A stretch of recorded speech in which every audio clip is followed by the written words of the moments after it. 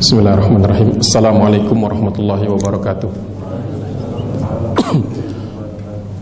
Innal hamdalillah nahmaduhu wa nasta'inuhu wa nastahdi wa natubu ilaihi wa na'udzu billahi min syururi anfusina wa min sayyiati a'malina may yahdihillahu fala mudhillalah wa may yudlil fala hadiyalah.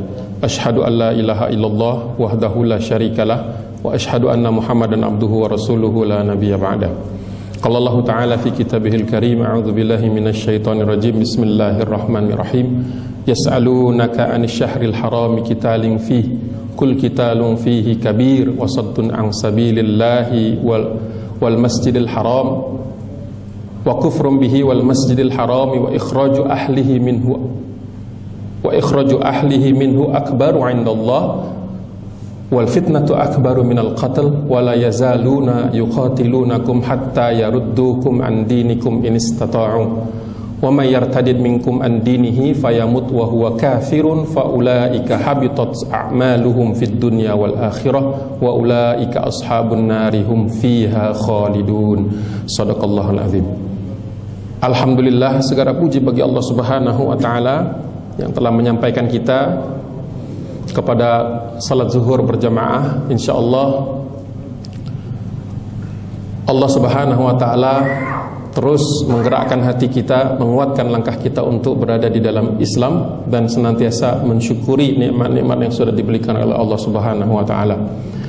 Salawat dan salam semoga senantiasa tercurahkan kepada baginda Muhammad Rasulullah sallallahu alaihi wasallam beserta keluarganya, sahabatnya, tabi'in, tabi'in, dan generasi Islam sampai dengan generasi kita hingga akhir hayat.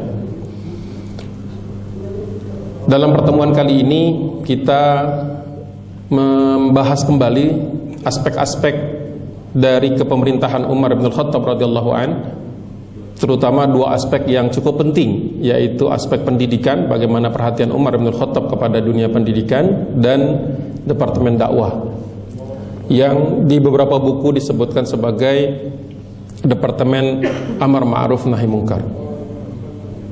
Perhatian Umar bin Khattab terhadap pendidikan dimulai dari sebelum era, bahkan semenjak era Rasulullah SAW.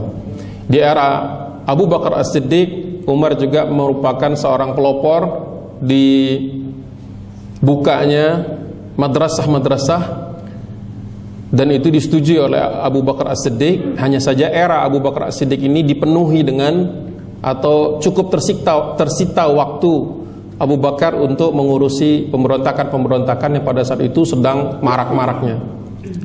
Satu era atau suatu periode yang kemudian dikenal dengan istilah perang Riddah, Hurubur Riddah. Setelah kemudian Umar bin Khattab menggantikan Abu Bakar As-Siddiq, kita mendapati periode yang sangat pesat, di mana wilayah-wilayah yang tadinya bekas wilayah-wilayah Persia dan Bizantium kemudian takluk, tunduk, dan menerima Islam, sehingga kita mendapatkan banyak sekali penduduk yang secara historis, secara sejarah tidak bertemu langsung dengan Rasulullah SAW, tidak mengenal langsung al-Islam sebagaimana yang dibawakan oleh Nabi. Sehingga pada saat itu semua wilayah yang baru ditaklukkan maupun yang masuk Islam kemudian mendapatkan perhatian khusus, di mana pendidikan dasar madrasah itu kemudian dibuka di kota-kota yang ditaklukkan. Tentu saja kurikulum utama adalah Al-Quran pada saat itu. Yang kedua Al-Hadith, kemudian syair. Syair merupakan salah satu metode pembelajaran tentang tata bahasa Arab. Dan yang terakhir, pelajar ini mendapatkan tunjangan dari Baitul Mal. Hanya dua sahabat yang waktu itu kurang sepakat karena mengkhawatirkan hilangnya keikhlasan. Dan ini nanti akan kita bahas di slide berikutnya, bagaimana Umar bin Khattab kemudian menyesuaikan tunjangan tadi untuk tidak mengganggu niat dari sahabat-sahabat yang mendapatkan tugas mengajar. Umar menekankan, sebagaimana di era Rasulullah dan Abu Bakar, la ikraha fid din, tidak ada paksaan dalam agama.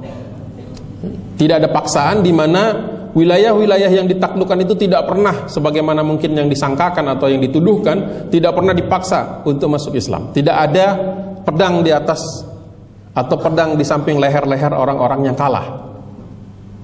Bahkan pernah tercatat di Mesir di era Umar bin Khattab pernah ada orang-orang yang tidak mau masuk Islam kemudian ditangkap oleh Amr bin Ash, kemudian dijadikanlah mereka ini budak belian, ya, dijual. Berita tadi sampai kepada Umar bin Khattab, kemudian Umar bin Khattab menugaskan untuk mencari siapa saja orang-orang yang tadinya ditangkap dan dijadikan budak, untuk kemudian dibayar dan dibebaskan oleh Umar bin Khattab, dan kemudian mendapatkan teguran yang keras memberikan teguran yang keras kepada Amr bin Ash. Bahkan kemudian di Kanzul Umal, di sebuah kitab, mencatat tentang bagaimana salah satu budak Umar bin Khattab itu, walaupun sudah didakwahi langsung oleh Umar bin Khattab, dan dia melihat sendiri bagaimana Umar bin Khattab adil dalam memutuskan banyak perkara, bahkan mengedepankan kebutuhan umat daripada kebutuhan Umar sendiri. Itu seorang budak dari Umar radhiyallahu anhu itu sama sekali tidak ingin memeluk Islam, walaupun sudah didakwahi sendiri, walaupun sudah kemudian diberikan pengertian oleh Umar. Bahkan dia melihat sendiri, Umar bin Khattab. Ini sebuah catatan yang mungkin jarang diangkat. Kemudian Umar bin Khattab juga pernah tercatat menulis surat kepada Sa'ad bin Abi Waqqas yang waktu itu sebagai gubernur di Basrah, untuk memerintahkan mengajak pemimpin dan rakyat Persia kepada Islam. Bahkan pertempuran-pertempuran, jadi setelah dikirimkan dai, dijelaskan bagaimana Islam itu, kemudian masih menolak, kemudian bahkan menantang dan hampir terjadi pertempuran, itu di detik-detik terakhir Umar bin Khattab tetap memerintahkan seluruh panglimanya, termasuk kepada Sa'ad bin Abi Waqqas, untuk mengajak orang untuk kembali kepada Islam, untuk menerima Islam. Jadi sampai dengan detik terakhir di mana sudah tidak bisa lagi dihindarkan pertempuran tersebut, masih ada upaya-upaya untuk menjelaskan, untuk mengajak mereka kepada Islam. Dan ini prinsip yang dipegang teguh oleh Umar bin Khattab.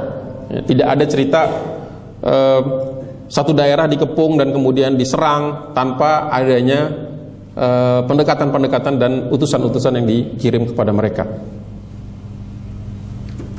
Di era Umar bin Khattab kemudian pemimpin dan perwira, terutama di ketentaraan, itu mendapatkan persiapan khusus oleh Umar bin Khattab. Jadi mereka yang akan memimpin ini diberikan persiapan khusus. Ya, kalau mungkin dalam dunia Indonesia atau dunia sekarang semacam diklat. Jadi persiapan untuk memimpin, dan itu penguasaan Al-Quran dan Al-Hadis itu kemudian menjadi salah satu butir terpenting.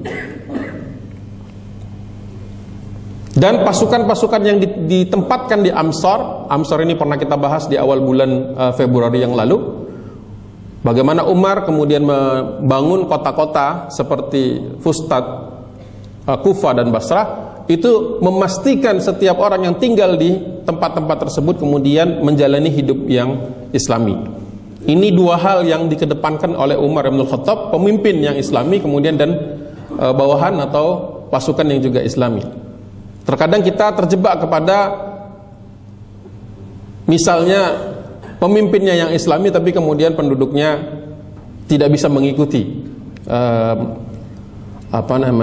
mengikuti keteladanan yang sudah dibangun oleh pemimpinnya, atau sebaliknya, orang-orang yang dipimpin itu bisa menunjukkan pola kehidupan yang Islami tetapi kemudian tidak dipimpin oleh orang yang Islami. Nah, ini di era Umar kedua sisi ini diperhatikan dengan sangat serius. Kombinasi kedua level ini, pemimpin dan yang dipimpin, ternyata membuahkan keberkahan yang luar biasa banyak. Yang pertama,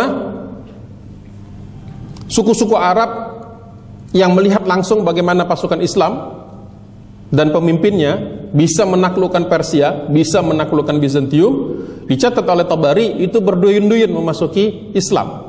Jadi banyak kemudian suku-suku, terutama suku-suku Arab Badui, yang kemudian melihat kemenangan ini merupakan bukti.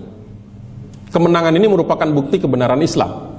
Jadi ada juga aspek di mana kemenangan-kemenangan itu kemudian menjadi sebab dari mereka menerima keislaman.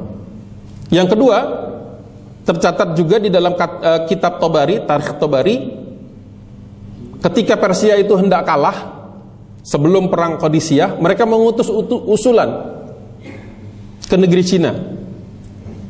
Utusan ini adalah ditujukan untuk mendapatkan bantuan, dan ternyata utusan ini mendapatkan nyaris penolakan. tidak adanya bantuan dari Cina. Dan ternyata tercatat di dalam kitab Tabari itu, utusan Cina ini ternyata sudah mengetahui bagaimana kualitas umat Islam dan bagaimana kualitas pasukannya. Jadi waktu utusan dari Persia itu datang, Cina itu sudah mengetahui seperti apa musuh atau seperti apa lawan umat Islam yang dihadapi. Ya. Jadi ternyata pola hidup, perilaku yang diatur sedemikian rupa di era Umar yang ditekankan dengan sangat keras, dengan sangat strength, dengan sangat teliti oleh Umar bin Khattab, ternyata ceritanya itu bisa sampai ke negeri Cina, bisa sampai ke negeri Cina. Jadi terkadang bukan ucapan yang sampai ke banyak orang, tetapi perbuatan kita, perilaku kita. Kemudian komandan Sasania atau Persia pada saat itu dinastinya Sasania, itu ketika dia menembakkan panah-panahnya, itu tercatat di dalam sejarah, pasukan muslim itu tidak sedikit pun mencari tempat berlindung. Jadi hanya mengangkat tameng-tameng yang disediakan, tameng-tameng yang mereka bawa. Tidak ada keporak-porandaan, tidak ada kekacauan, tidak ada upaya untuk kemudian menghindar. Nyaris tidak ada upaya untuk menghindar, kecuali mereka mengangkat tameng yang mereka miliki. Dan itu ternyata punya kesan yang luar biasa, karena ini adalah medan perang. Pada saat itu komandan Sasania itu sangat terpesona dengan ketertiban pasukan ini. Ya, mungkin sesuatu yang dia tidak dapatkan di dalam ketentaraan Persia, sehingga pada saat itu dia mengatakan tidak perlu lagi kita perangi, karena sesungguhnya mereka sangat yakin bahwasanya Tuhan itu bersama mereka. Dari sudut pandang Persia, ini merupakan sesuatu yang ajaib. Kita ketahui di perang Nahawan maupun pertempuran di Qadisiyah, pasukan-pasukan Persia itu harus diikat dengan besi, harus diikat dengan rantai supaya tidak mundur, supaya tidak kocar-kacir dari barisannya. Sedangkan dia melihat di seberang, di sisi atau di barisan lawannya, di barisan umat Islam, ketertiban itu sesuatu yang menjadi inherent, menjadi sesuatu yang bawaan, sesuatu yang mungkin default gitu, sesuatu yang tidak perlu dipaksakan, sesuatu yang tidak perlu bukan hanya dipaksakan, tapi sesuatu yang datang dengan sendirinya. Nah, ini yang kemudian membuat mereka takjub, ya. Dan kita bahas di awal bulan kemarin bagaimana sebagian pasukan ini ada yang kemudian membelot kepada pasukan Islam. Satu lagi contoh yang mungkin jarang diangkat adalah Uskup Iskandaria. Ini kisah yang diambil dari Futuh Mesir, jadi pembebasan kota Mesir oleh pasukan Amr bin Ash.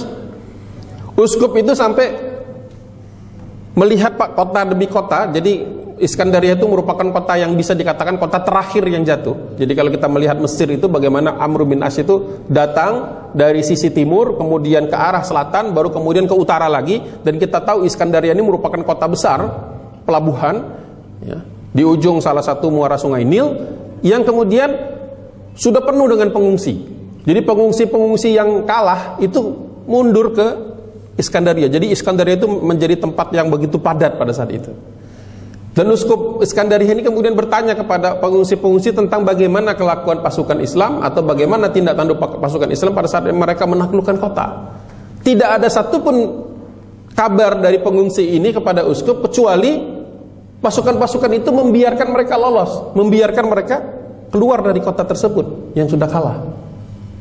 Tidak ada upaya untuk misalnya menciderai atau membunuh orang-orang, apalagi orang-orang yang tidak berdaya, untuk keluar dari kota tersebut. Jadi diberikan kesempatan.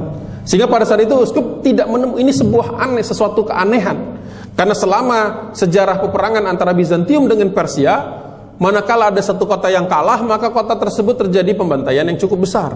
Bahkan rakyat sipil itu kemudian menjadi bulan-bulanan pasukan siapa yang menang. Sehingga pada saat itu Uskup tercatat, Uskup Iskandaria ini mengatakan era Bizantium itu sudah berakhir, karena dia tahu persis bagaimana dengan sistem yang demikian rupa, kebebasan yang diberikan oleh umat Islam, maka semua penduduk ini akan dengan sendirinya masuk ke dalam agama Islam. Dan kita perhatikan memang kemudian Mesir termasuk di antara wilayah yang cepat sekali penerimaan terhadap Islam. Bahkan dia mengatakan sebelum dia pergi, sebelum dia naik ke kapal dan kemudian mundur ke Konstantinopel, dia memberikan semacam wasiat kepada mereka yang tinggal, bergabunglah kepada Islam. Jadi bukan satu ucapan yang ditujukan untuk kemudian memanas-manasi, tetapi malah justru mengatakan bergabunglah kepada Islam. Ini catatan-catatan sejarah.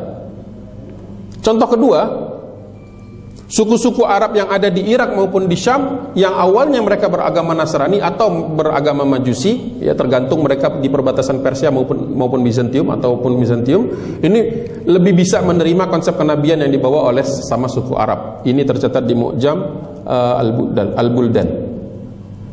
Penaklukan Damaskus pun demikian di era Khalid bin Walid, di era Umar bin Khattab. Setelah berhasil memenangkan perang Yarmuk, Khalid bin Walid ini kemudian menyerang kembali kota Damaskus, dan kota Damaskus kemudian menyerah. Uskup kota tersebut sederajat dengan uskup yang tadi yang ada di Iskandaria, itu bahkan sampai ke titik mengucapkan syahadat.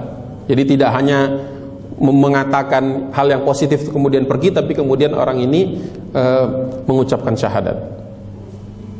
Catatan terakhir yang menjadi bukti bagaimana suksesnya Islam di era itu, ya, bagaimana Umar bin Khattab berhasil mensibgoh, memperkuat perilaku pasukan dan pemimpinnya adalah ketika seorang duta besar Bizantium yang waktu itu datang menemui Abu Ubaidah, berarti ini kisah sebelum perang Yarmuk, itu masuk Islam, bukan hanya dirinya tetapi keluarganya secara berbondong-bondong. Jadi satu keluarga besar masuk Islam hanya karena melihat bagaimana seorang duta besar diperlakukan, bagaimana kesopanan dan bagaimana penjelasan yang dia dapatkan. Yang selama ini yang dia ketahui dari bangsa Arab adalah bangsa yang nomaden, bangsa yang tidak beradab, bangsa yang dikenal barbar. Ya. Makanya tidak kaget kalau misalnya sekarang kalau kita ke Eropa, bahkan ke Amerika, pasca pembunuhan atau pasca peristiwa terhadap Charlie Hebdo itu, pembunuhan di Prancis, itu kita perhatikan justru orang yang ingin mengetahui tentang Islam itu datang dalam jumlah yang banyak. Terjadi peningkatan. Ya. Kalau selama ini mungkin mereka diberikan pandangan yang menyesatkan atau pandangan yang negatif tentang Islam, justru mendorong orang jadi ingin tahu. Dan itu juga yang dirasakan atau mungkin didapatkan oleh George sebagai duta besar Bizantium, Georgius nama aslinya. Itu kemudian dia melihat hal-hal yang tidak dia dapatkan dari image yang selama ini diberikan kepada dia sebagai seorang petinggi Bizantium di daerah tersebut, di Syam. Ini gambaran kesuksesan tersebut. Babak kedua adalah Umar bin Khattab memberikan penekanan yang kuat. Jadi kalau selama ini kita mengetahui di era Utsman bin Affan Al-Quran itu kemudian dicetak dalam jumlah yang besar untuk dibagikan, konsep tentang pengumpulan Al-Quran, penjagaan tentang teks Al-Quran itu sudah dimulai di era Umar. Jadi Umar sudah merasakan suatu kekhawatiran yang tinggi. Di era Abu Bakar As-Siddiq ada sebuah pertempuran yang dikenal dengan pertempuran Kebun Maut. Pada saat itu umat Islam dipimpin Khalid bin Walid mengepung sukunya Musailamah Al-Kadzab. Musailamah Al-Kadzab ini merupakan salah seorang, setelah wafatnya Rasulullah SAW, itu mengaku sebagai nabi. Sehingga pada saat itu banyak sekali pendukung yang mengikuti dia. Setelah kemudian tempat pertahanan terakhir ini diserang dan dia kemudian terbunuh, ditemukan banyak sekali hufaz atau penghafal Al-Quran ini yang kemudian syahid di peristiwa tersebut. Sehingga ini membuat Umar bin Khattab kemudian mengajukan proposal kepada Abu Bakar As-Siddiq untuk segera mengumpulkan mereka-mereka yang hafal Quran untuk dicatatkan. Karena Umar khawatir semakin banyak orang-orang yang hilang, orang-orang yang kemudian wafat, ini akan menghilangkan otentisitas dari Al-Quran itu sendiri. Pada saat itu 3 kali Umar mengusulkan, 2 kali ditolak. Baru pada saat terakhir itu Abu Bakar As-Siddiq sebelum wafat itu memberikan lampu hijau. Jadi memberikan tugas kepada Umar bin Khattab untuk kemudian melakukan apa yang diusulkannya. 2 kali penolakan Abu Bakar As-Siddiq kepada usulan Umar bin Khattab ini adalah satu hal yang dikhawatirkan oleh Abu Bakar, karena menurut dia tidak pernah ada upaya Rasulullah SAW untuk mencatatkan ini. Jadi di era Rasulullah yang mencatat hanya Zaid bin Thabit saja. Sahabat yang lain didorong untuk menghafalkannya, mengingatnya, menghafalnya. Sampai kemudian Umar mengatakan, kalau penghafal-penghafal ini wafat, syahid, bagaimana Umar? Bagaimana Abu Bakar? Abu Bakar tidak bisa menjawab. Sehingga pada saat itu diberikanlah mandat kepada Umar bin Khattab, dan Umar bin Khattab kemudian menghubungi Zaid bin Thabit, karena memang dari era Rasulullah SAW, Zaid bin Thabit ini merupakan petugas pencatat satu-satunya bisa dikatakan.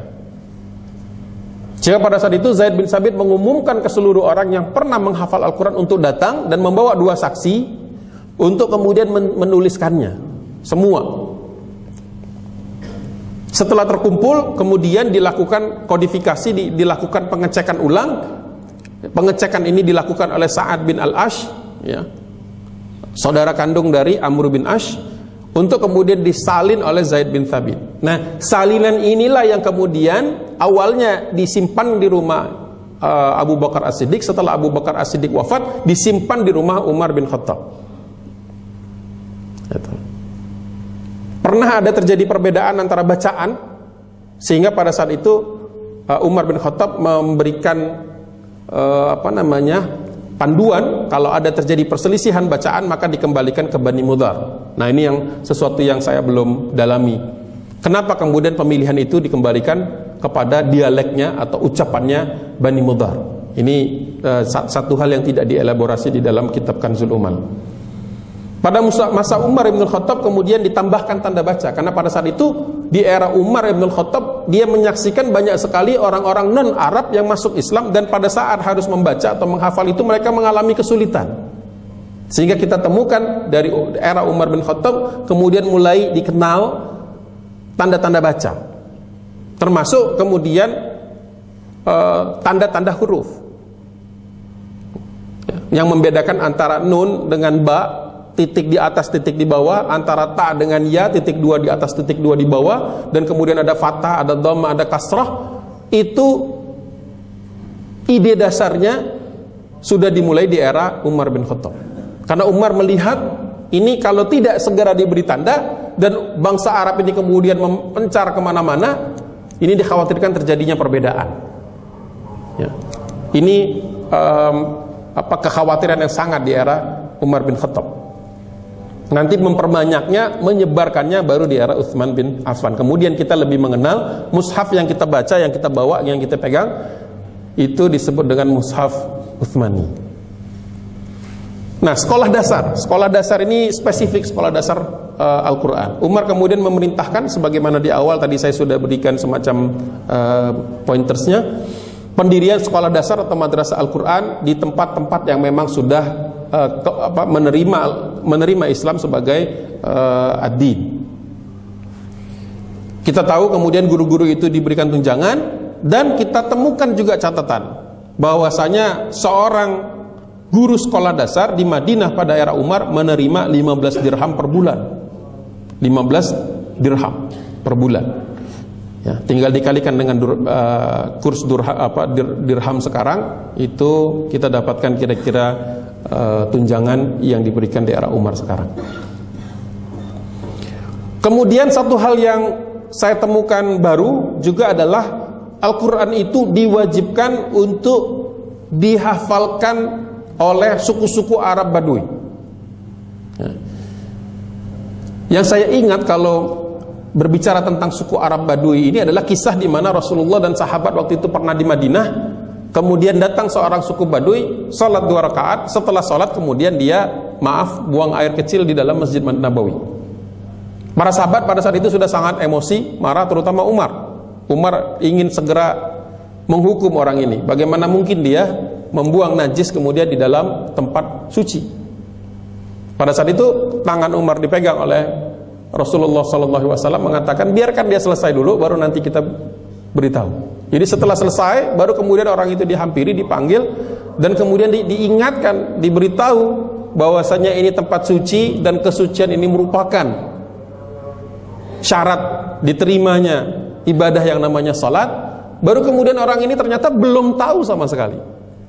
Jadi setiap kali ada istilah Baduy, pembahasan tentang Arab Baduy, yang terbayang oleh saya adalah suku Arab yang lugu gitu. Jadi benar-benar tidak mengetahui mana-mana yang dilarang, mana-mana yang diperbolehkan. Walaupun di dalam hatinya kesemangatan untuk berislam itu tinggi. Nah, membayangkan ini kemudian Umar mencoba mencari titik temu kenapa dan mengapa Umar itu mengirimkan petugas untuk memeriksa apakah suku-suku Baduy ini sudah belajar Al-Quran spesifik, bukan kepada golongan yang lain. Dan yang ditugaskan ini bukan seorang sahabat yang sembarangan. Umar bin Khattab menugaskan Abu Sufyan radhiyallahu an untuk memberikan, bukan hanya mengecek, tapi memberikan hukuman bagi suku-suku Arab Baduy seandainya ada yang tidak menghafalkan Al-Quran. Dan pada saat itu ukuran yang diambil adalah Al-Baqarah, Ali Imran, dan An-Nisa. Jadi diambil beberapa juz pertama dari awal Al-Quran. Ya, seperti itu. Ya.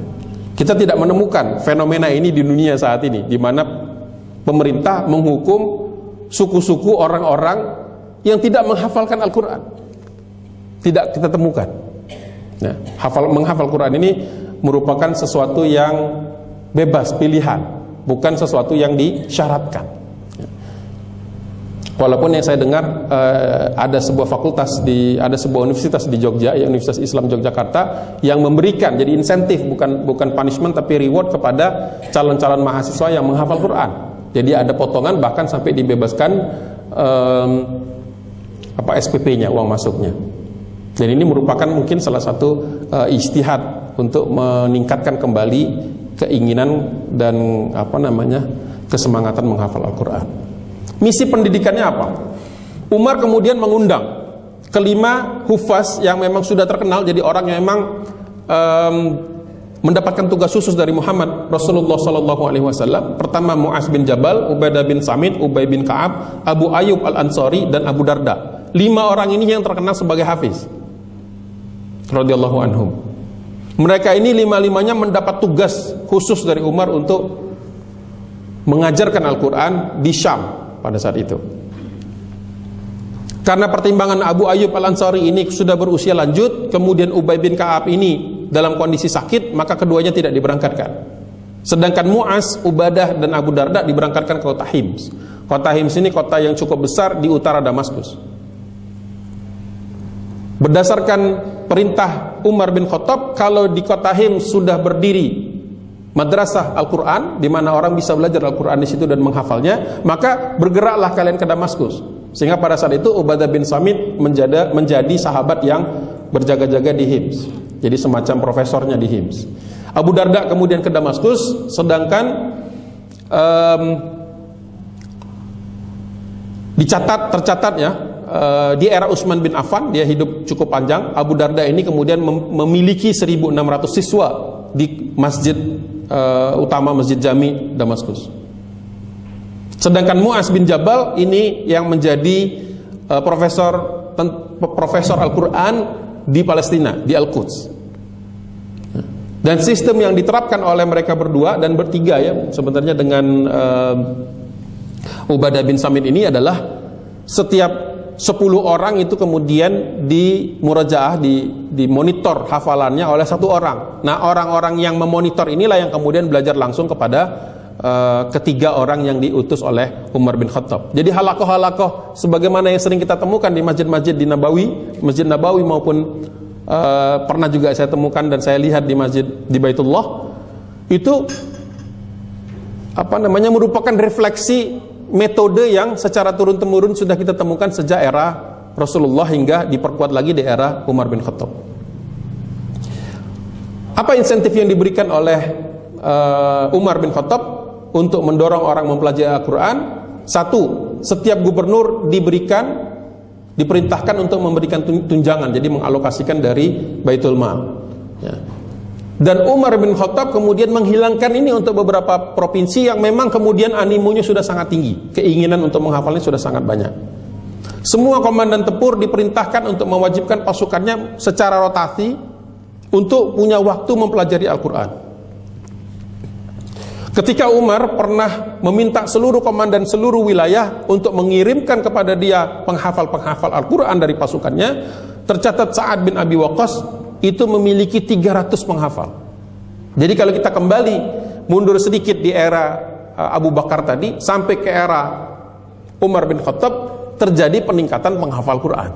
Jadi berhasil apa yang sudah dicanangkan atau yang sudah dikhawatirkan oleh Umar bin Khattab ketika pada saat itu banyak sekali sahabat yang wafat di era Abu Bakar, sampai kemudian penjagaan atas Al-Quran, dan sampai kemudian penugasan orang-orang yang terpilih tadi, sahabat-sahabat yang terpilih tadi, kemudian berhasil berhasil menjadikan pasukan-pasukan ini memiliki para penghafal Al-Quran. Untuk mengatasi kendala bahasa, tadi saya sudah sebutkan di sini tata bahasa Arab, fikih, sunnah, dan kemudian budaya literatur Arab itu sendiri seperti syair. Dan Umar bin Khattab melarang siapapun untuk mengajarkan Al-Quran jika belum memiliki atau menguasai tata bahasa Arab. Jadi di era Umar bin Khattab sangat ketat. Jadi bukan hanya mengawasi masalah pemerintahan, tapi Umar bin Khattab sangat memiliki perhatian yang besar terhadap Al-Quran. Dan yang terakhir, kehati-hatian terhadap hadis. Jadi seiring dengan pembelajaran Al-Quran, kebutuhan akan hadis, ya ilmu-ilmu hadis ini kemudian juga secara logika, secara logis kemudian sampai. Sehingga Umar pada saat itu sangat hati-hati. Bentuk kehati-hatian Umar itu adalah tidak boleh ada sembarang orang untuk menarasikan, meriwayatkan hadis begitu saja di era Umar bin Khattab. Orang tersebut harus memiliki kualifikasi. Bagaimana Umar bisa memastikan tersebut? Umar juga sebagaimana Al-Quran mengirimkan sahabat-sahabat yang banyak menghafal hadis ke tempat-tempat yang jauh, ke tempat-tempat kota-kota yang sudah menerima Islam. Di antara yang tercatat adalah tentu saja lebih banyak daripada yang tercatat Abdullah bin Mas'ud ke Kufah, Ma'qal bin Yasar, Abdullah bin Maqfal, sama Imran bin Husain bin Hasin itu ditugaskan ke Basra. Ubadah bin Samit yang tadi juga ditugaskan, dan Abu Darda mengajarkan Al-Quran juga diberikan tugas untuk mengajarkan hadis karena mereka juga adalah ahlul hadis. Dan terakhir, Umar bin Khattab memberikan instruksi kepada Gubernur Muawiyah, Gubernur Syam, untuk memastikan tidak ada murid-murid yang sedang belajar hadis ini meriwayatkan lebih banyak daripada yang sudah diajarkan. Jadi sangat strict, ya, sangat strict sekali, sangat ketat sekali bagaimana tidak boleh sembarangan orang memberikan, kalau sekarang itu padanannya mungkin memberikan fatwa. Ya. Kalau kita temukan bagaimana banyak sekali orang dengan mudahnya menyampaikan hadis di era Umar bin Khattab, itu merupakan sesuatu yang sangat-sangat di hati-hati, jadi sesuatu yang sangat dijaga oleh Umar bin Khattab. Ini mungkin akhir dari diskusi kita atau penyampaian sejarah kita hari ini. Satu hal yang perlu kita ambil sebelum kita tutup adalah bagaimana Umar bin Khattab ini merupakan seorang khalifah, seorang pemimpin yang dalam 10 tahun kepemerintahannya tidak ada satu aspek pun, kalau kita sudah mengikuti kajian-kajian sejarah sebelumnya, tidak ada satu aspek pun yang luput sepertinya, ya. Dari perekonomian, dari perpajakan, bahkan dari perdagangan, ya, dari ketentaraan tentu saja, dari aspek-aspek sosial, dari aspek-aspek pengembangan agrikultur, pembuatan kanal, hampir semua yang skalanya besar itu sudah dilakukan sampai ke skala-skala yang kecil. Jadi di era Umar bin Khattab ini ijtihad beliau cukup, bahkan dibahas oleh banyak kitab, dan lebih banyak lagi kajian-kajian buku-buku yang membahas tentang prestasi di zaman Umar bin Khattab, menunjukkan bagaimana keutamaan beliau, sebagaimana Rasulullah pernah mengatakan terhadap Umar bahwasanya seandainya ada nabi setelahku, maka kenabian itu pasti jatuhlah kepada Umar bin Khattab. Pernah dalam satu kesempatan Rasulullah SAW mengucapkan hal tersebut. Tentu ini merupakan sebuah penghargaan dan pengakuan yang sangat tinggi, dan Rasulullah sudah bisa melihat potensi Umar sebelum Rasulullah wafat sallallahu alaihi wasallam. Al-haqqu min rabbik fala takunanna minal mumtarin. Billahi taufiq wal hidayah. Assalamualaikum warahmatullahi wabarakatuh.